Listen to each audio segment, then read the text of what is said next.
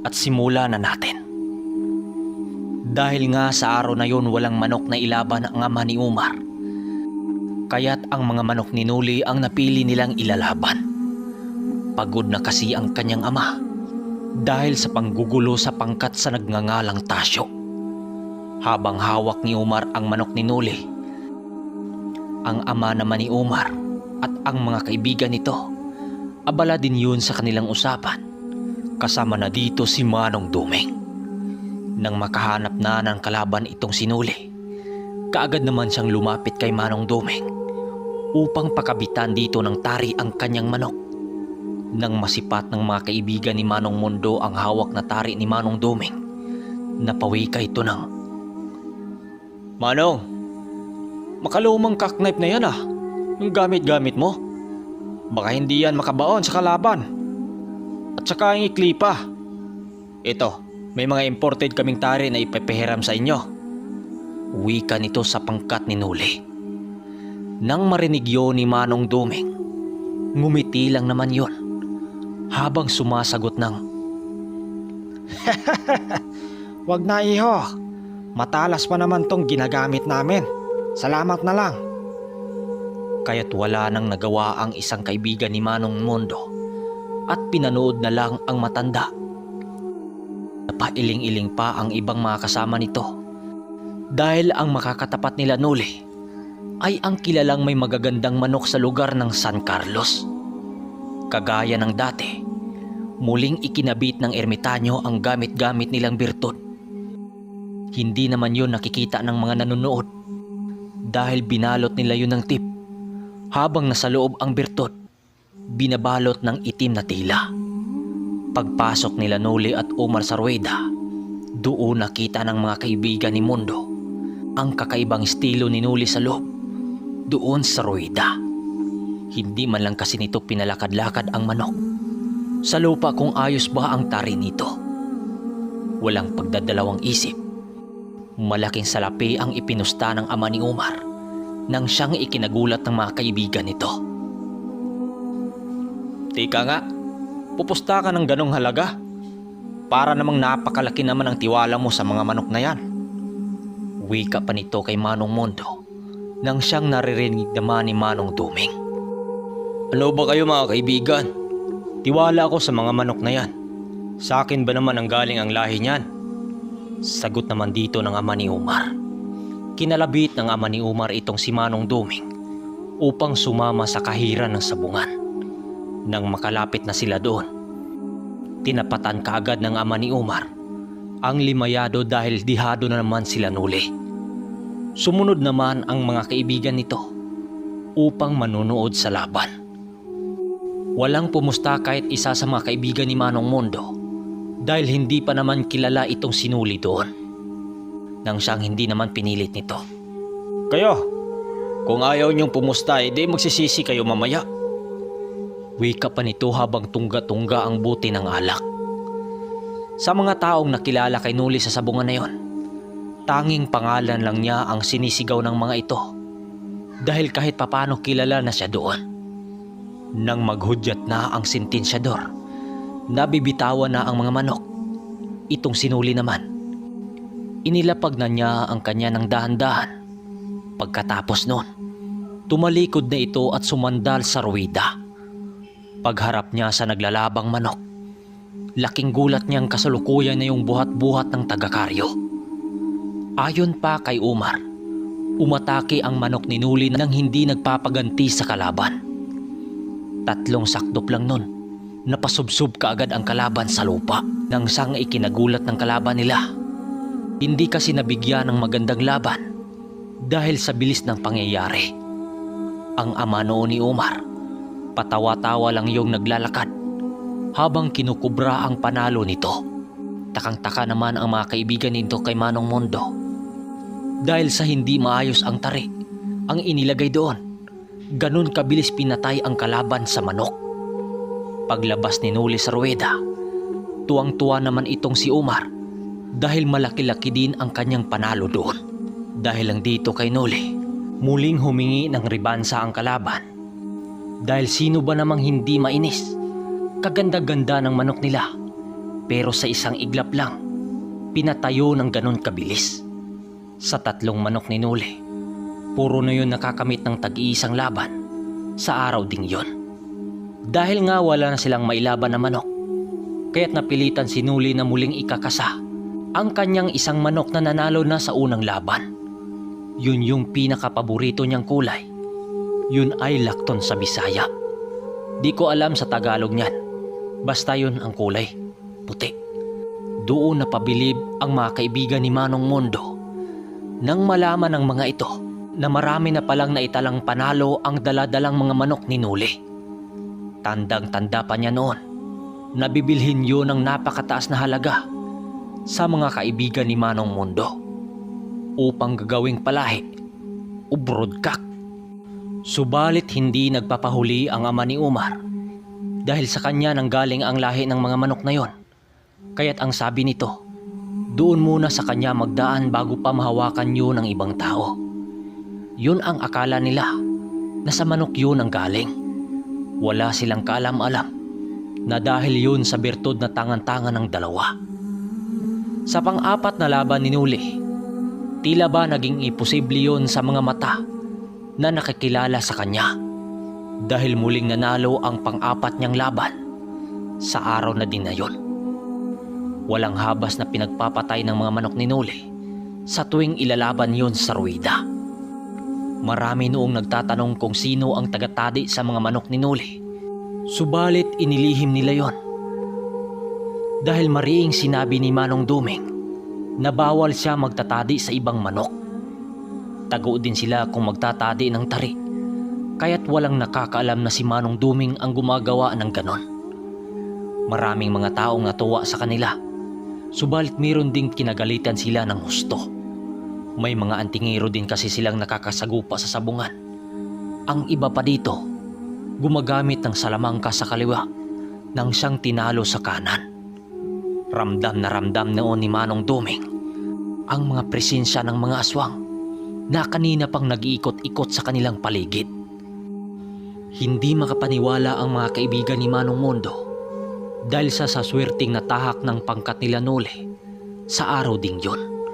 5 bihag din ang kanilang napitas sa maghapong pagsasabong doon. Nang sumapit na ang 4:00 ng hapon, dahan-dahan nang nawala ang ibang mga dayo doon, kung kaya't napagpasyahan na ng pangkat nila Noli upang uuwi na sa kanilang baryo. Dala-dala ni Noli ang 5 bihag, habang ang ermitanyo naman nagmamasid lang yon sa paligid, na para bang may sinisipat-sipat na mga nilalang sa paligid. Dahil ayon sa kanya, may mga matang nakasunod sa kanilang paglalakad habang sila naglalakad doon. Pagkarating nila sa pamamahay nila Umar, ang 2 nilang bihag ay ibinigay nila sa pamilya nito, at ang 3 naman napagpasyahan ni Noli na dalhin nila yon sa kanilang baryo. Kagaya ng dating nakagawian, puro inuman, kwentuhan, patungkol sa kanilang naging lakad ng araw na yon. Subalit ang ermitanyo, napapansin ni Noli na hindi na yun mapapakali. May naririnig na rin ang kanilang mga pangkat noon na may parabang may mga huni ng ibon. Kahit gabing tapat, nang hindi na maatim ni Manong Duming ang ganong pangyayari, nagpa siya itong lalabas ng bahay upang maglibot-libot sa paligid. Kaya't sinundan ito ni Noli habang tinatanong ng, "Bakit Manong? May kakaibang nangyari ba?" Tanong niya rito. Noli, ayaw kong madamay ang pamilya nila Mondo sa gulong na sasangkutan natin. Batid kung tayo ang pakay ng mga nilalang na ito dahil sa ginawa natin sa sabungan. Kausapin mo muna sila Umar na mamaya na ako makakalapit sa kanila dahil may gagawin pa ako. Wika ng ermitanyo. Kaya't bumalik na ito si Noli doon sa kanilang pinag-inuman, habang ang ermitanyo naman gumagawa ito ng ritual at pagbabao ng mga pangontra sa paligid ng bahay nila Mondo. Maya-maya pa, lumapit na itong si Manong Duming doon kay Noli at nagpaalam na rin sila sa pamilya ni Umar para sila aalis na sa kanilang baryo. Magamat may kasayahan sa bahay nila Umar sa gabing yon, Hindi na sila nagtagal doon dahil na rin sa pasya ni Manong Duming. Mondo, Omar, aalis na kami. Pero hayaan nyo, babalik rin kami rito kapag may panahon. Pagpapaalam ng ermitanyo doon. Ihatid pa sana sila sa pamilya ni Leomar dala-dala ang mga kabayo. Subalit tinanggihan ito ni Manong Duming at sinabi nila na may dadaanan pa silang kamag-anak doon.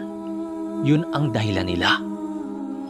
Habang sila'y naglalakad sa medyo may katarika na daanan, papuntang bundok, doon na kinalabutan itong sinuli.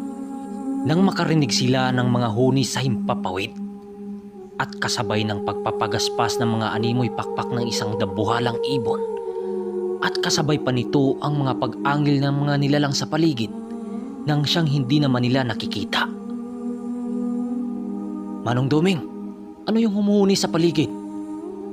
Wika niyang may halong takot sa ermitanyo. Nole, maghahanda ka. Tinambangan tayo ng pangkat ni Tasyo. Sabi ko na nga bang may gagawin na kakaiba ang mga demonyong yon. Bahagyang bumagal ang paglalakad ng ermitanyo at rinig niya itong may mga binanggit na mga usal at sabay ihip sa kanyang noo. Nang inilapat ng ermitanyo ang mga palad nito sa kanyang noo, nakaramdam siya ng labis na kaginhawaan sa sarili. Subalit ang naging kapalit nito, nang siyang nagawa niyang makita ang mga nilalang sa paligid, nang siyang labis niyang ikinakatakot dito. Nole, isuot mo ang medalyon na ito. At kahit anong mangyayari, wag na wag mo itong ihiwalay sa iyong katawan. May kaharapin tayong digmaan sa gabing ito. Sana'y gabayan tayo ng Panginoon.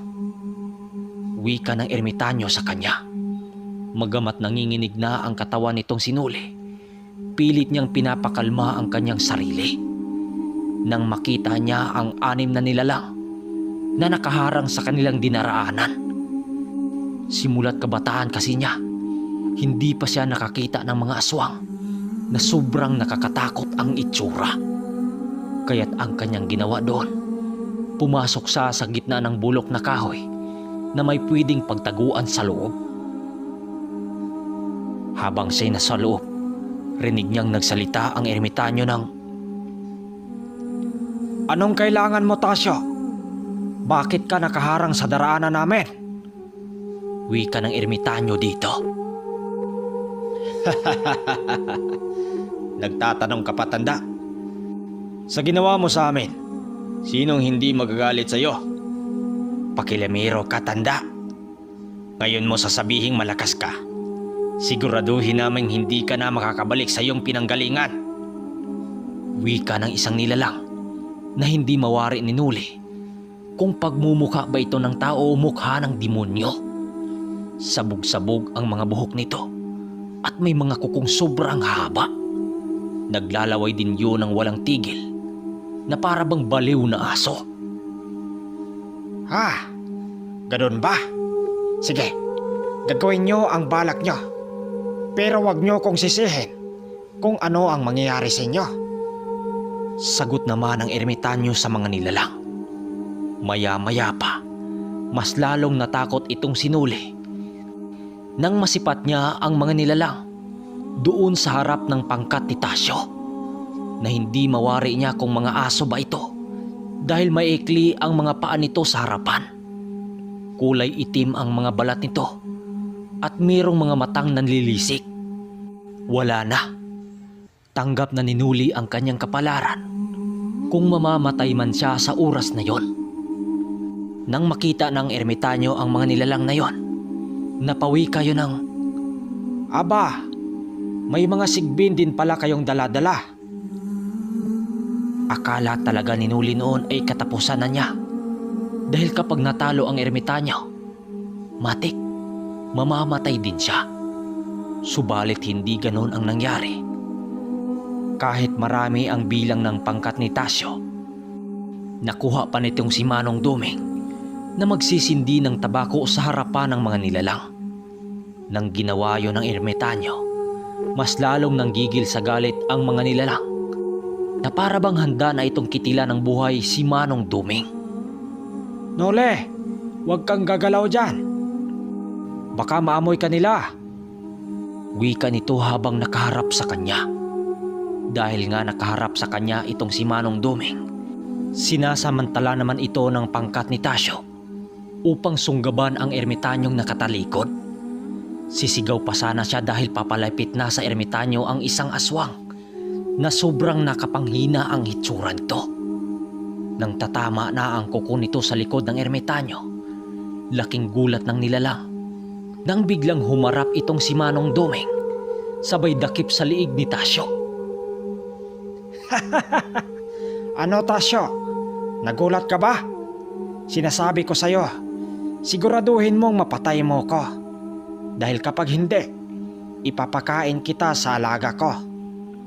Wika ng ermitanyo habang hawak-hawak ang liig ni Tasyo na isang aswang.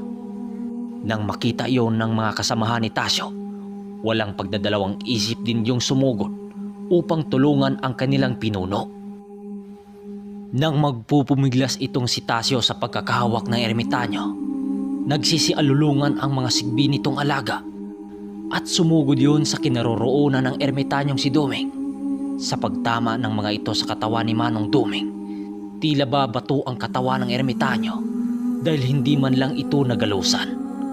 Maya-maya pa, ikinumpas ng ermitanyo ang kabilang kamay nito sa ere nang biglang lumitaw sa mga kamay nito ang isang nagliliwanag na baston at sa dulo nito may isang trabongkong nagliliyab ng apoy. Animoy baliw ang aswang na dakip ng ermitanyo dahil wala yung tigil na nagsisigaw at nagmamakawa ito sa ermitanyo upang siya'y pakawalan. Subalit hindi ito pinakinggan ng matanda. Anong maawa? Bakit kayo at ang pangkat mo naawa ba kayo sa mga nagmamanok na pinerwisyo nyo? Ngayon, matitigil na rin ang kasamaan mo dahil gagawin kitang lumpo. Wika ng ermitanyo dito. Ang mga kasangga nitong kanina ay nagpaikot-ikot sa ermitanyo.